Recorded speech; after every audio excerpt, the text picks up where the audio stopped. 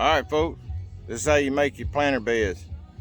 Compost. First I put on the bottom, I just pile a bunch of logs up so it'll fill up the top, and all that dirt's gonna settle down in there, and it'll eventually settle over time. But what I do is I put logs and then little dirt, fill that up, and then I put grass, sticks, dirt, grass, sticks, dirt, and then on top of it, before I put the top bed on, I put this mulch in there. I'm gonna flip y'all around. I put this right here in there. There's all that mulch stuff up from that pile we was doing the other day. And then take it in that thing there. And it don't weigh very much because it's just dry stuff, you know. And take it, dump it over the fence, and then put it in the bed. So you have to work with what you can work with. There's a certain amount, you know, because all my guts messed up, there's a certain amount of weight that I can only handle that, so I have to do that. So you just have to, well, as my daddy says, piss ain't it, you know, just a little at a time till you get it done. Don't wear you out, don't hurt yourself. That's the main thing. Don't hurt yourself. Those that are working with disabilities and things, go slow. And if you're coming off of a surgery or something happened, or you lost your legs, and you know, boys coming back from sandbox over there lost their legs, they had a hard, you know, having a hard time. Whenever I got messed up and lost things, had a man come over to talk to me and had no legs. And man, I didn't even know he didn't have no legs really. I knew he walked funny, but he sat down and talked to me, and I was like, man, if this guy with no legs can do all the stuff that he does, maybe there's hope for me.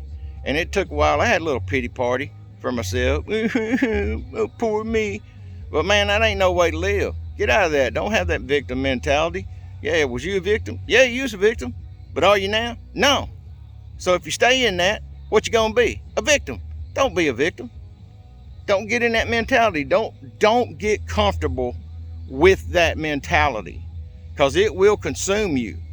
You got to get that mess out of there. So you get that mess out of there, and then you start striving, and you find people that'll help you. Go to physical therapy. You get somebody. A lot of times there'll be older guys, especially military, that'll come around and talk to you, and they're there to show you that there is a life out there. It's possible. You know, it's possible to you know, to be productive in life.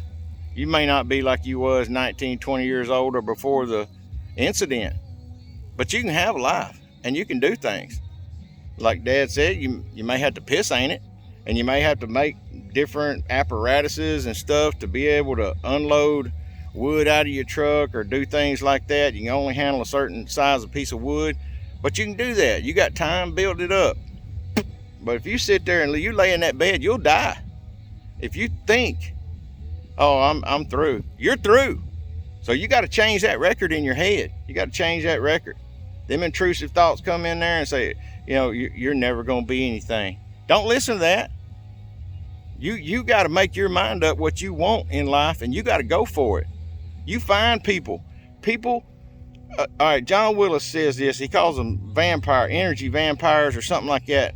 If there's a guy that's 50% and you're 100%, when you get there next to him, he'll suck you down to 75%. Man, you either pick that guy up and bring him all the way to 100, so both of you at 100 all the time, or you got to cut that loose, man, because they'll drag you down. You put yourself around people that are positive influences in your life and help you get things done, because there's a lot of people that don't want you to succeed. I know that's a hard pill to swallow, but there are people that do not want you to succeed. So you got to change that record. Get out there and get you some help. Get around people that are positive, that are proving through their actions that they are doing things, not what they're telling you about. You see people on videos and stuff talking about how they do this and that, or they're a fitness guru. They're telling you how to work out, and they weigh 500 pounds. You know, I just can't see it. So I got to get back to work.